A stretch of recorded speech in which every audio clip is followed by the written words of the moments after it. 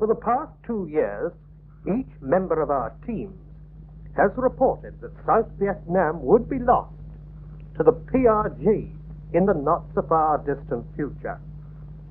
Equally known was an expected attack, similar to that of 1968 during Tet.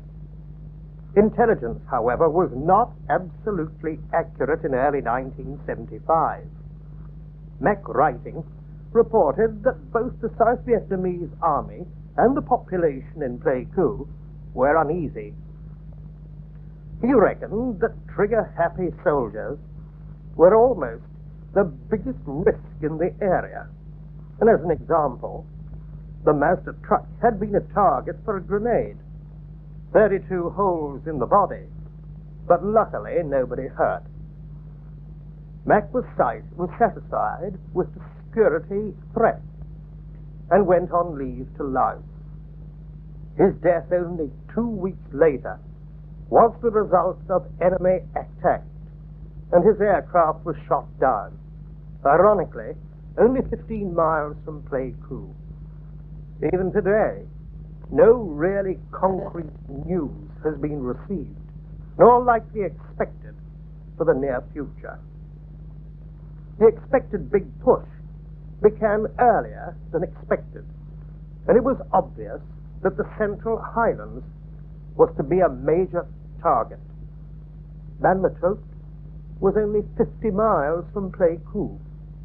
The PRG troops were held at first, but with reserve units being called out from Pleiku, it was clear that the position was serious. With the troops leaving for Ban Matot, the piteous refugees arrived, in ones or twos at first, but shortly in hundreds. In all, 7,000 swelled the population in Pleiku. The only accommodation was the old camp, used originally as a prisoner of war camp. Registration, but no facility, nor any possibility of getting any facility. The team did what it could. The team's supplies were used immediately, but little could be done to help the refugees. Galling for the team under these conditions was also worse that with the previous month, supplies had been getting shorter and shorter and more difficult. It was clear that this was the beginning of the end.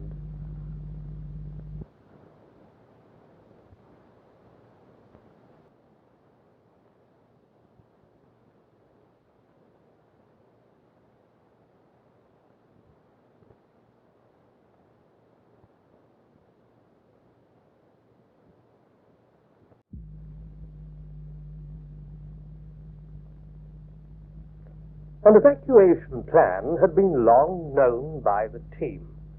It would, of course, be from Pleiku airfield and by aircraft from the Americans.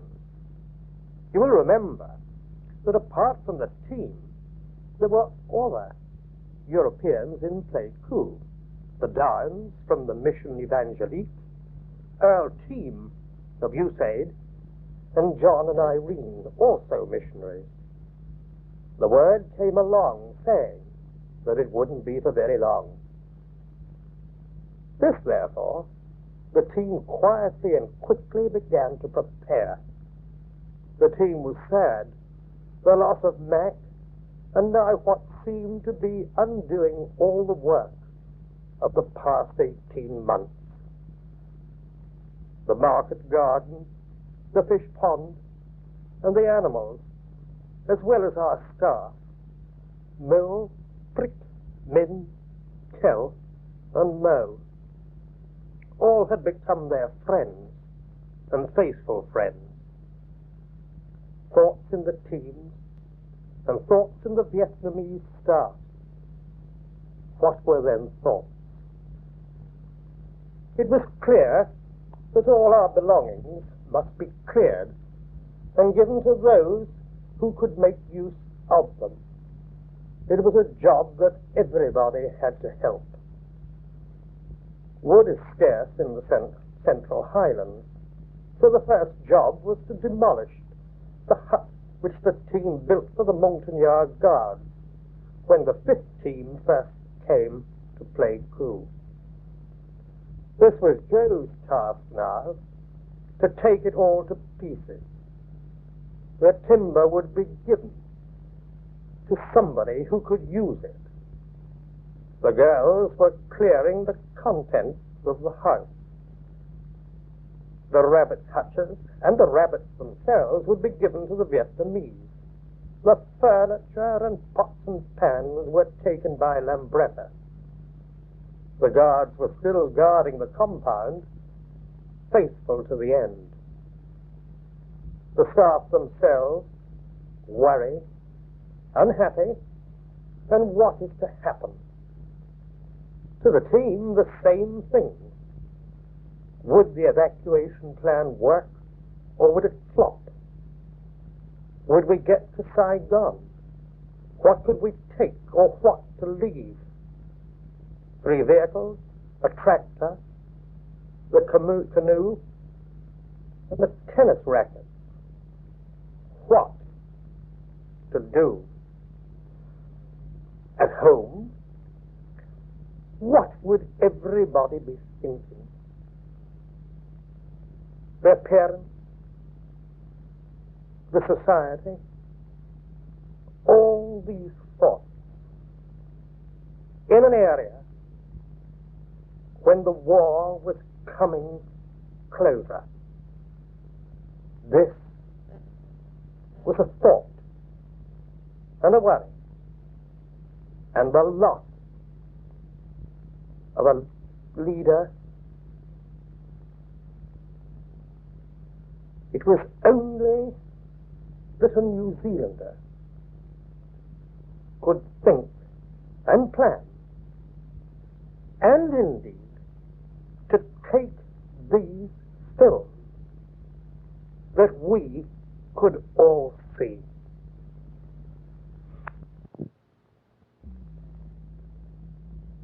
The monkey Charlie was scared at the demolition of the security guard's house, but Kell took him home to his new house, and we hope he's still happy. One has the sewing machines, hoping that a new Q-op will be organized in the village in the near future.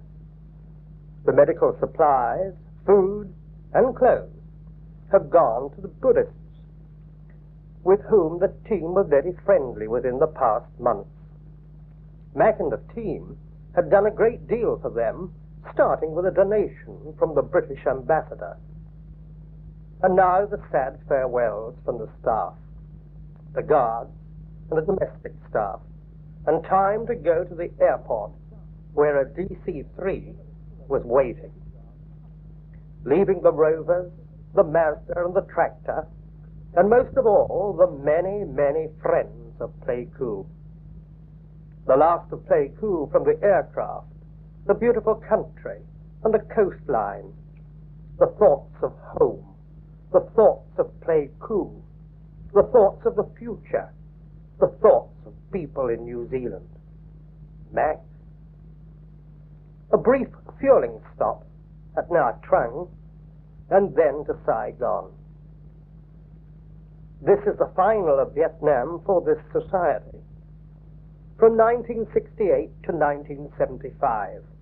What have we done? People said a drop in the bucket, but a great deal was done over the years. A small society showed so clearly what a little drops of bucket became a large puddle. And this is what the principles mean. If others did the same, how much better would the world eventuate? We can be proud of what we have managed, and let us remember in the near future, should the need be called, and we can do again as we have done before.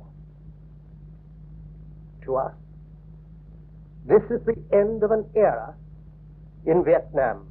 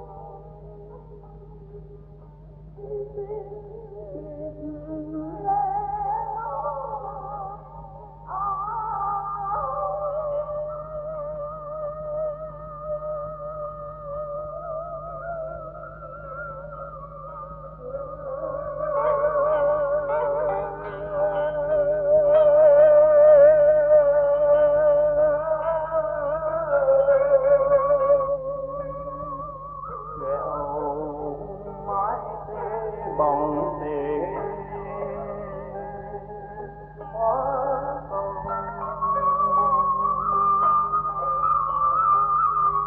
vạn con thương bạn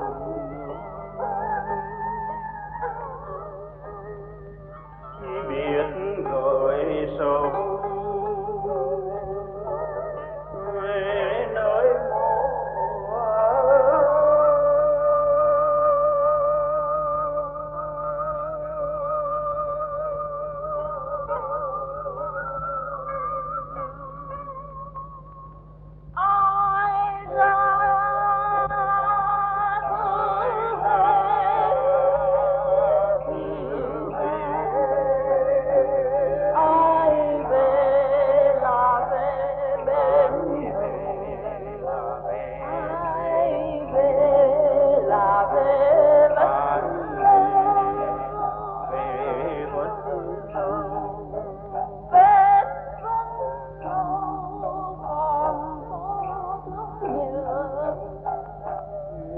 bên còn đợi khách